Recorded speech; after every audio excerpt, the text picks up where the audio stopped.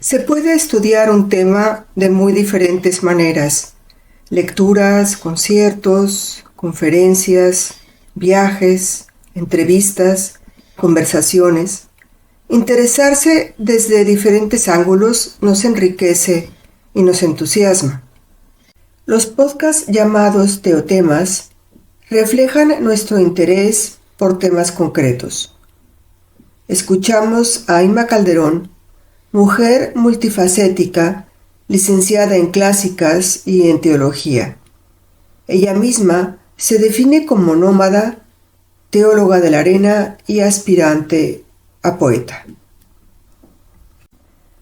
Hoy nos habla de mujeres que vivieron una experiencia similar a la de las beguinas, en otras culturas y en otro contexto religioso, completamente diferente.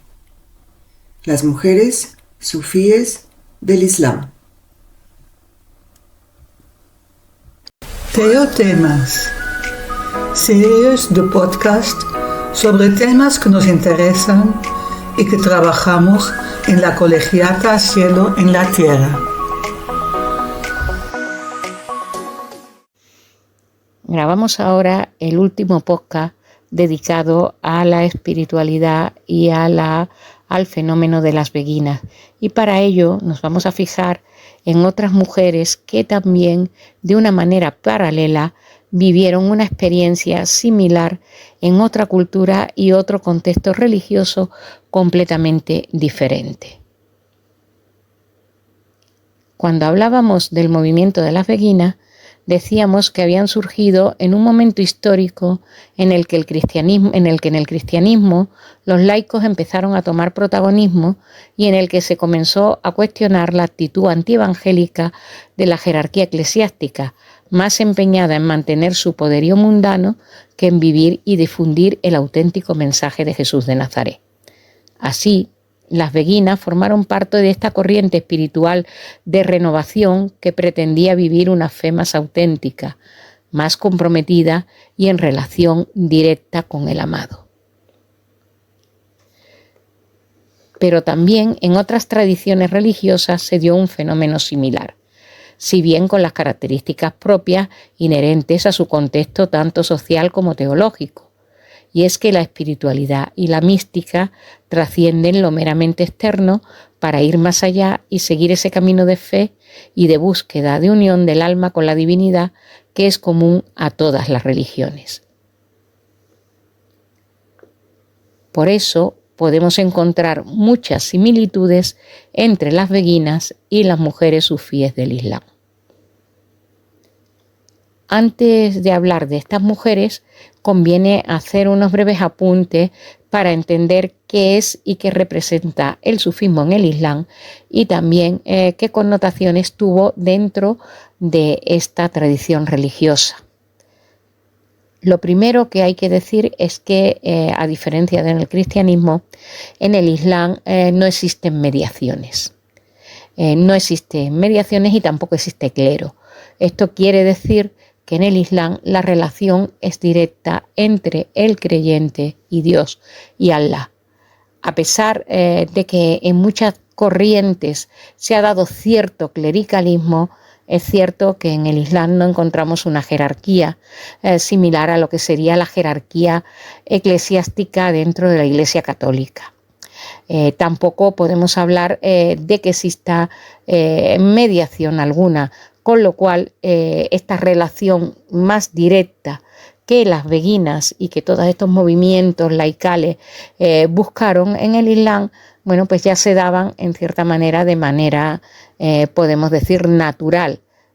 Por lo tanto, a lo que la mística sufí se tiene que oponer no es tanto a una jerarquía que ha perdido el norte, como ocurrió con la jerarquía católica, sino más bien a unos gobernantes que se llamaban musulmanes y que también habían perdido, como ocurrió con los obispos y demás fauna, habían perdido un poquito el sentido de lo que era la espiritualidad.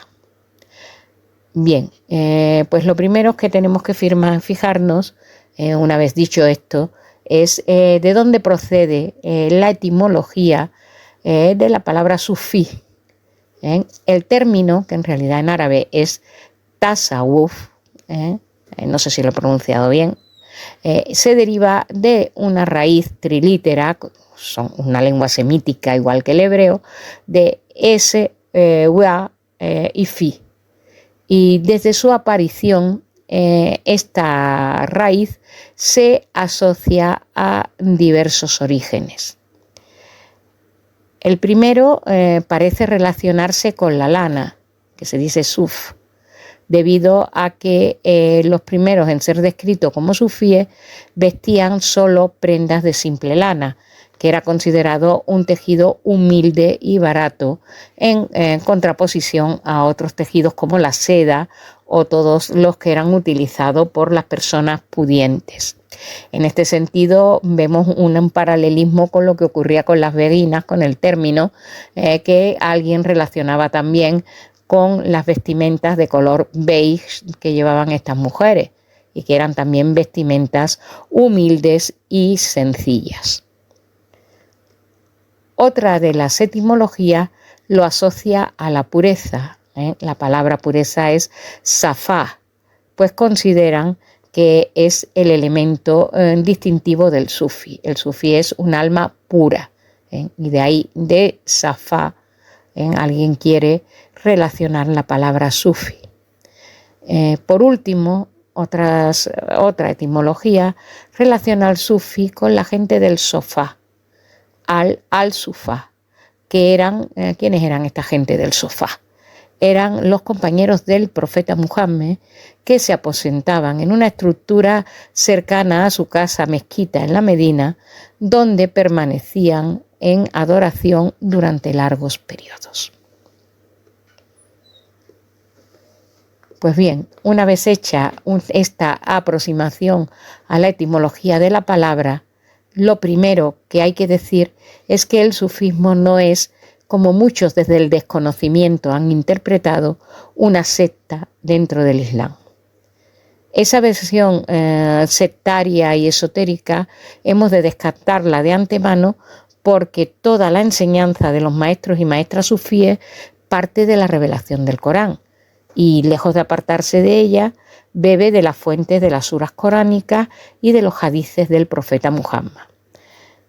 El sufismo no sería más, por tanto, que la ciencia del Ishan, es decir, de las prácticas internas o espiritualidad dentro del Islam, mientras que el fiqh se ocuparía de las prácticas externas y la aqidá sería de la fe, pero todo estaría en unidad y sin contradicción.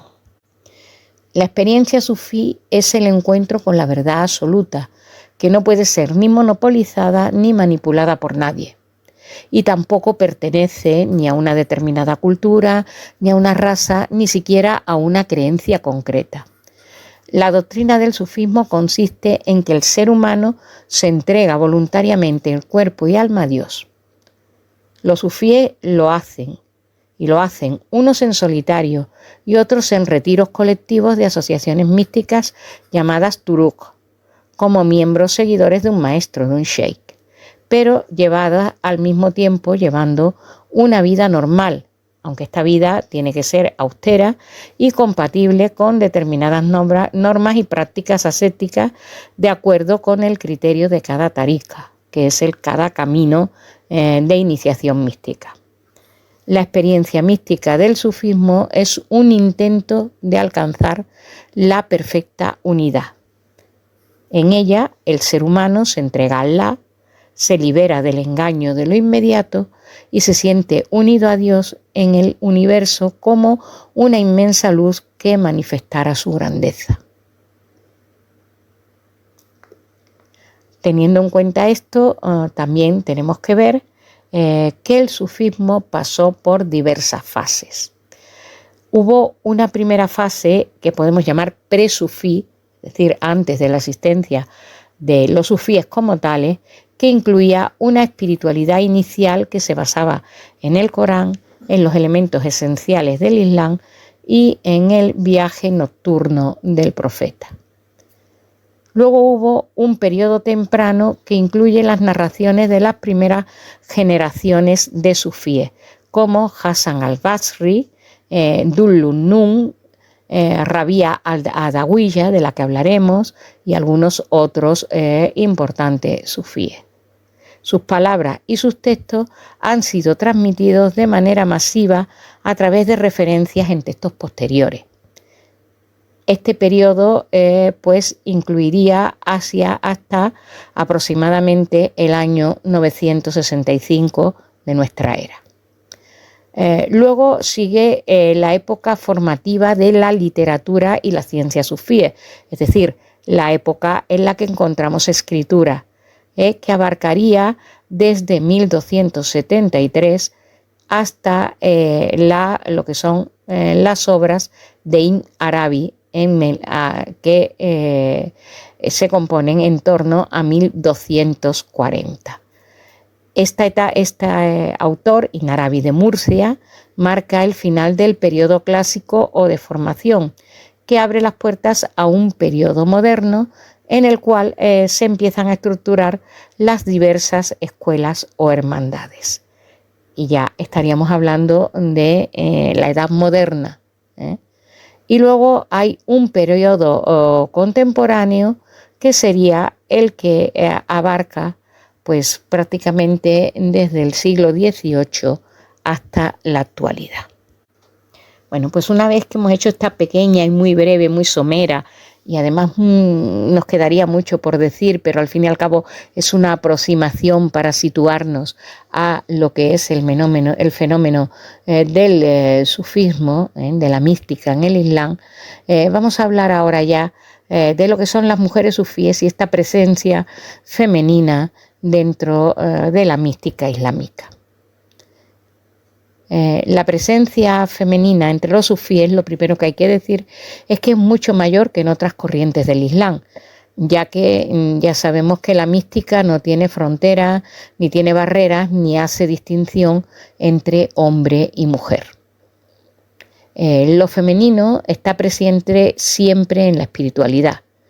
Y como afirmaba el místico del siglo XII al que ya hemos hecho alusión, Ibn Arabi de Murcia, en su obra Los engarces de la sabiduría, sitúate en cualquier escuela de pensamiento y no encontrarás sino referencias a lo femenino, hasta entre quienes afirman que la causalidad, diciendo que Alá es la causa de la existencia del mundo, la causa es femenina.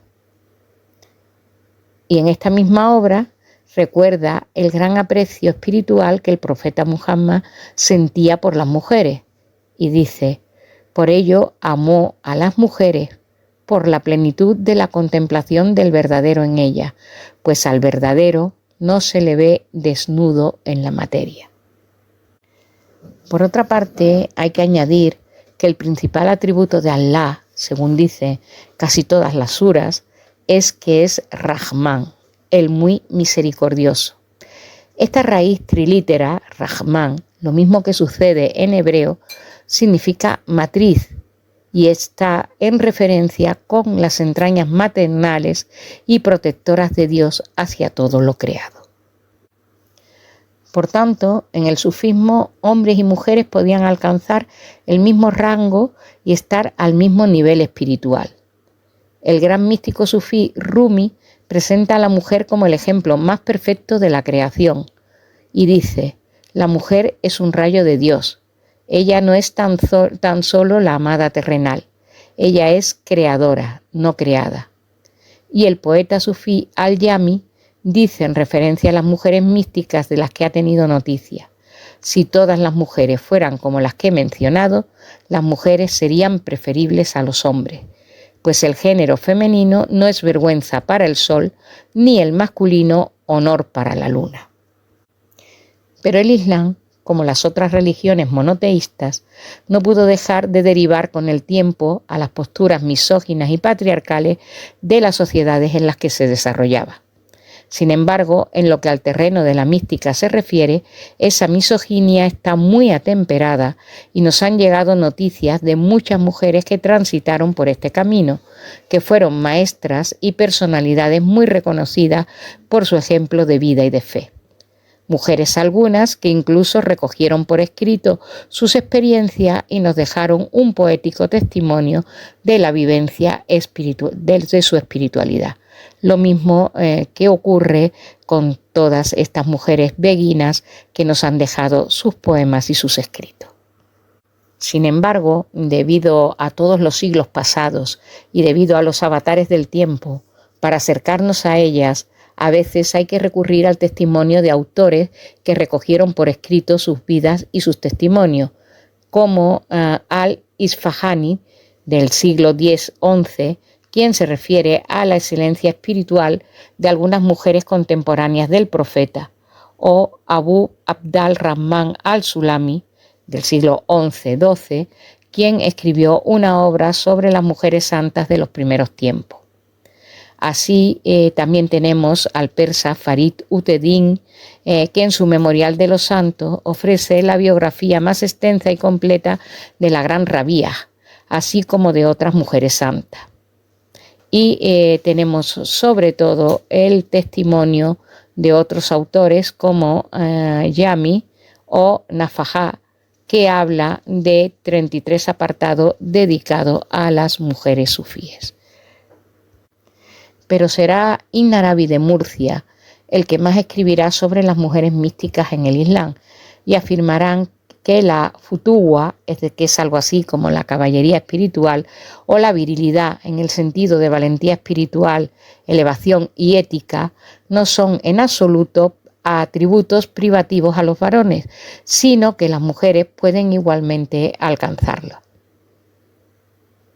Estas mujeres místicas, que habían alcanzado una alta vivencia espiritual con una gran entrega al amado y una profunda experiencia de unión con él, eran llamadas en árabe waliyallah, las amigas de Dios, y, como ocurría con las beguinas, no tenían que guardar obligatoriamente una regla, ni se trataba de mujeres débiles y sometidas, ni dependían de los varones del entorno. Tampoco estaban aisladas, sino que vivían inmersas en el devenir de sus sociedades, pero se las reconocía, como a las beguinas, por su austeridad, su ascetismo y por sus elevadas cualidades morales, por lo que a veces se las reconocía como maestras tanto de hombres como de mujeres. Su procedencia social, por otra parte, era muy variopinta, podían ser pobres o ricas, y también su nivel cultural era muy variado, ya que las había desde analfabetas hasta eruditas. Algunas vivían en soledad como eremitas y otras formaban parte de hermandades sufíes, pero todas solían ser muy activas socialmente y se preocupaban por la asistencia social a sus comunidades. Por sus escritos y lo que otros han recogido de ellas, sabemos que algunas tenían visiones místicas en las que suspiraban por el amor divino. Se sentían atraídas hacia ese amor como la mariposa a la llama, que es una imagen que muchas de ellas recogen. También, por otro lado, estudiaban jurisprudencia islámica y realizaban exégesis de los textos coránicos, algo que ya hemos visto que también las beguinas hacían dentro del contexto del cristianismo. Eran mujeres con autoridad moral e intelectual y con un grado de libertad mayor que el que se suponía a las mujeres de su tiempo, pero todas ellas se consideraban siervas de Dios.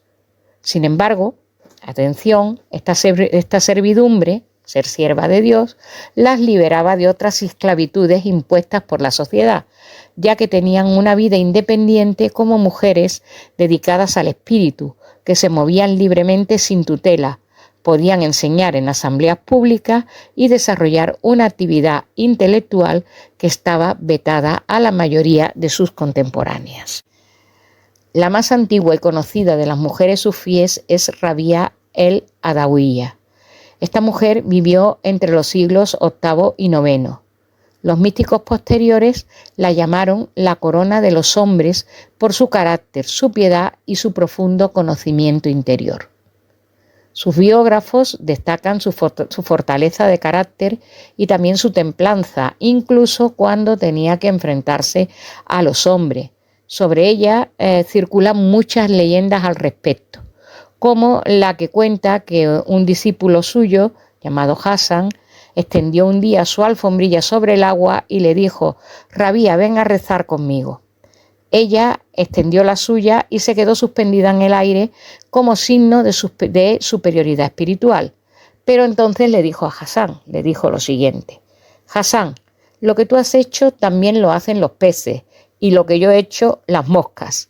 La verdadera cuestión está al margen de ambos trucos. Hay que aplicarse en la verdadera cuestión».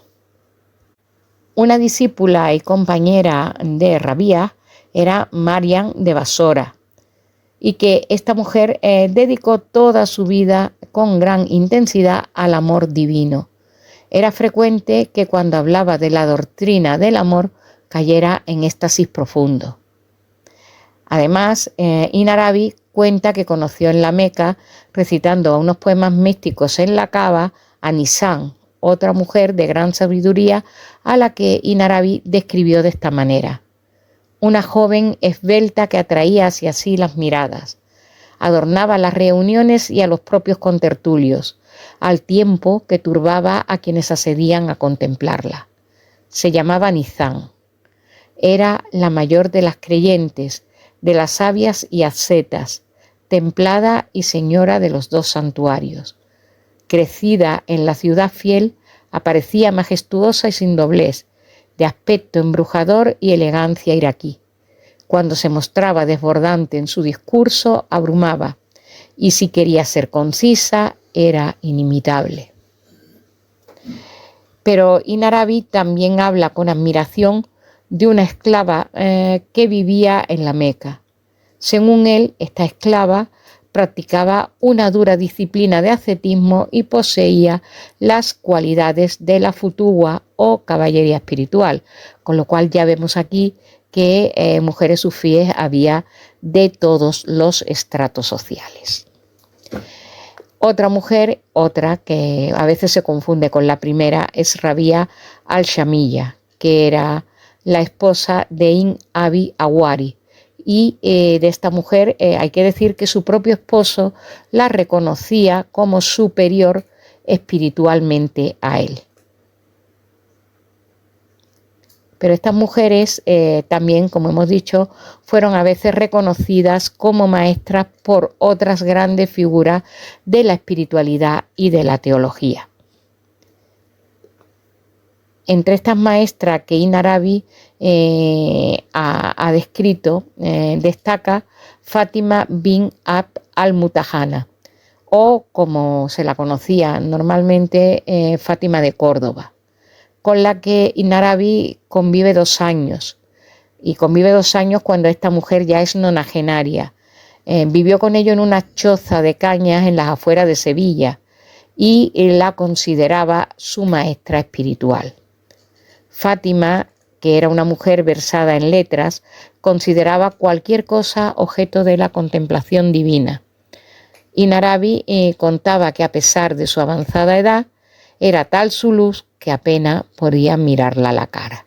Y dice de ella: tenía ella a la sazón más de 95 años de edad, y sin embargo me daba vergüenza mirarle el rostro, pues lo tenía, a pesar de sus años, tan bello y hermoso por lo regular de sus facciones y lo sonrosado de sus mejillas, que se la hubiera creído una muchacha de 14 años. Y es que vivía en continuo trato con Dios.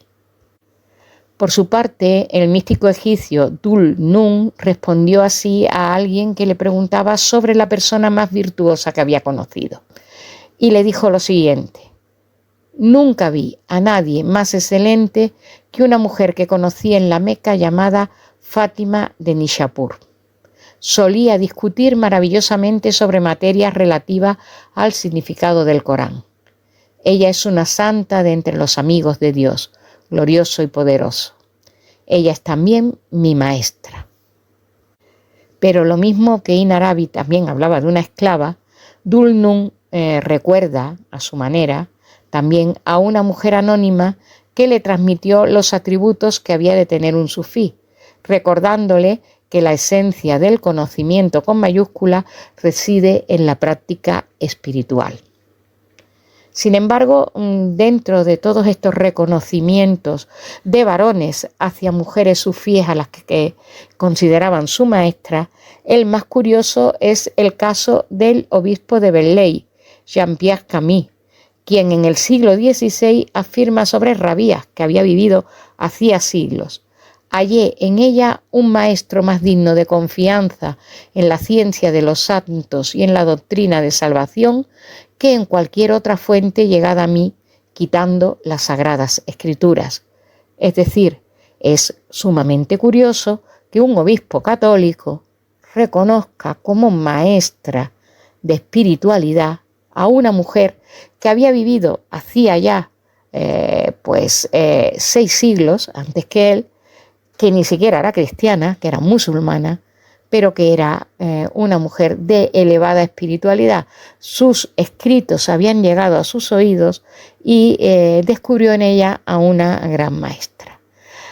Con todo esto nos viene a demostrar la gran influencia que estas mujeres llegaron a ejercer y que su gran aportación espiritual trascendió fronteras de naciones y de credos.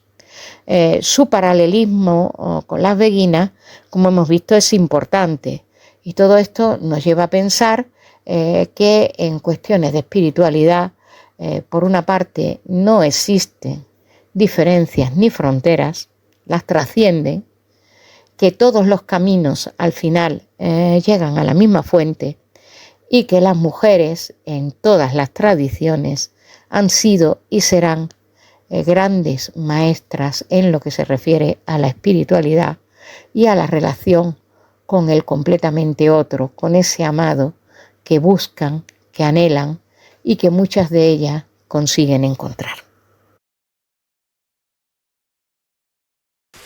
Acabamos de escuchar Teotemas, un podcast producido por el equipo de comunicación de la Colegiata Cielo en la Tierra.